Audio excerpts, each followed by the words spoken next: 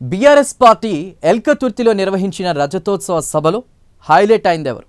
గులాబీ బాస్ కేసీఆర్తో పాటు ఎవరి ఫోటోలు, ఫ్లెక్సీలు ఎక్కువగా దర్శనమిచ్చాయి? వారిద్దరూ తప్ప పార్టీలో కీలక నేతల ఫోటోలు ఎక్కడా కనపడపోవడానికి రీజన్ ఏంటి? బీఆర్ఎస్ రజతోత్సవ సభతో కేసీఆర్ ఆయనకు లైన్ క్లియర్ చేశారా? ఎల్కతుర్తి సభ ద్వారా గులాబీ బాస్ క్యాడర్కు ఏమని హింట్ ఇచ్చారు? ప్రతిపక్ష బీఆర్ఎస్లో తెరచాటున ఏం జరుగుతోంది?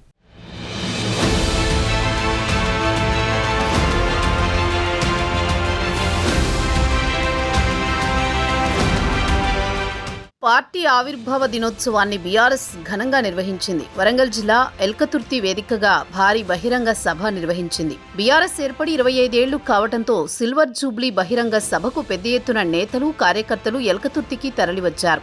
ఈ సభ ద్వారా గులాబీ బాస్ కేసీఆర్ సహా ముఖ్య నేతలంతా హాజరయ్యారు. మాజీ మంత్రులు, సీనియర్ నేతలు సహా హాజరయ్యారు. కేసీఆర్ కెప్టెన్సీలోని కీలక సభ్యులు హరీష్ రావు, కవిత హాజరైనా కేసీఆర్తో పాటు కేటీఆర్ మాత్రమే హైలైట్ అయ్యారనే చర్చ రాజకీయ వర్గాల్లో నడుస్తోంది.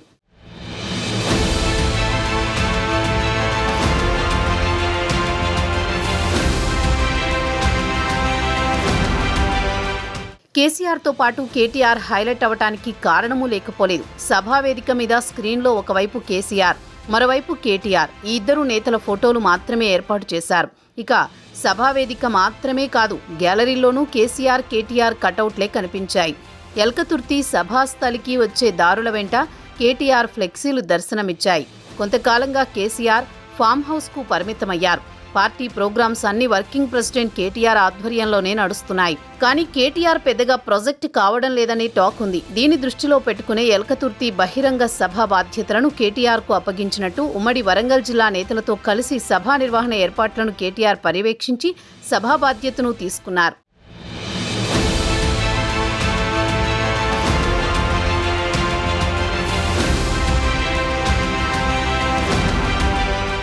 ఎల్కతుర్తి బహిరంగ సభ ఏర్పాట్లు, జన సమీకరణ బాధ్యతలను మొదట కేసీఆర్ మాజీ మంత్రి హరీష్ రావుకు అప్పగించారు. హరీష్ రావు అయితే బహిరంగ సభలు విజయవంతంగా చేస్తారని టాక్ బీఆర్ఎస్ పార్టీలో ఉంది.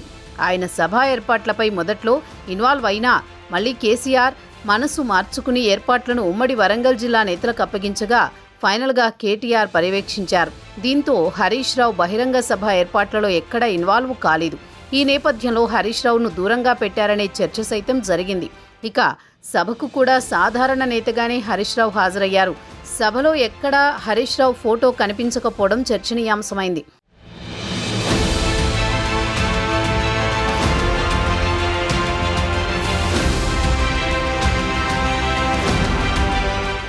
ఇక కేసీఆర్ కూతురు ఎమ్మెల్సీ కవిత బీఆర్ఎస్ బహిరంగ సభ సక్సెస్ కోసం జిల్లాల్లో పర్యటించారు.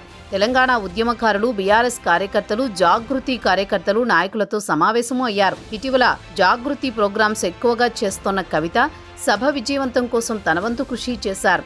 సభలో పాల్గొనడం కోసం ఒకరోజు ముందుగానే కవిత వరంగల్కు చేరుకున్నారు.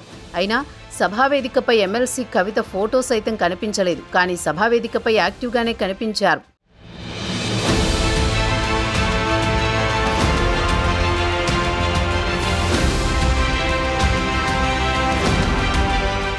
ఇదిలా ఉంటే బీఆర్ఎస్ రెండవసారి అధికారంలోకి వచ్చిన తర్వాత కేటీఆర్ను వర్కింగ్ ప్రెసిడెంట్గా కేసీఆర్ నియమించారు.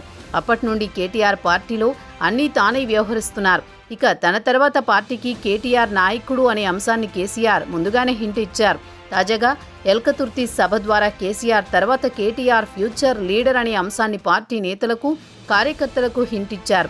అందుకే వేదికతో పాటు అన్ని చోట్ల కేటీఆర్ ఫోటోలు ఏర్పాటు చేయడం వెనుక కేసీఆర్ స్కెచ్ ఉందనే టాక్ పొలిటికల్ సర్కిల్స్లో జరుగుతోంది.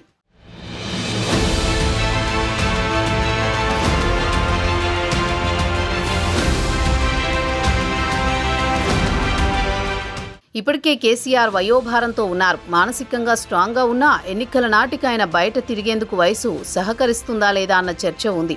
దీంతో తన కుమారుడు పార్టీ వర్కింగ్ ప్రెసిడెంట్ కేటీఆర్ను ఎల్కతుర్తి బహిరంగ సభ ద్వారా ప్రొజెక్ట్ చేయాలని గులాబీ బాస్ కేసీఆర్ భావించారు. అందులో భాగంగానే పార్టీలో బలంగా ఉన్న నేతలకు చెక్ పెడుతూ కేటీఆర్ను హైలైట్ చేయాలని కేసీఆర్ ప్రయత్నం సక్సెస్ అయిందనే చర్చ పొలిటికల్ సర్కిల్స్లో జరుగుతోంది. వచ్చే ఎన్నికల నాటికి కేటీఆర్ను భవిష్యత్తు నాయకుడిగా చూపించే తాపత్రయం కేసీఆర్లో కనపడిందన్న టాక్ వినిపిస్తోంది. ఇక కేటీఆర్ వేదికపైకి వచ్చే సమయంలో ఆయన అనుచర వర్గం హల్చల్ చేసింది. గులాబీ పార్టీ నేతలు కార్యకర్తల నుంచి పెద్ద ఎత్తున రెస్పాన్స్ వచ్చింది. మొత్తానికి బీఆర్ఎస్ రజతోత్సవ సభ విజయవంతమై కేటీఆర్ హైలైట్ అయ్యారని చర్చ నడుస్తోంది. బీఆర్ఎస్ భవిష్యత్తు నాయకుడు కేటీఆర్ అని తేలిపోయింది. మరి కవిత, హరీష్ రావు పరిస్థితి ఏంటనేది రాబోయే రోజుల్లో చూడాలి.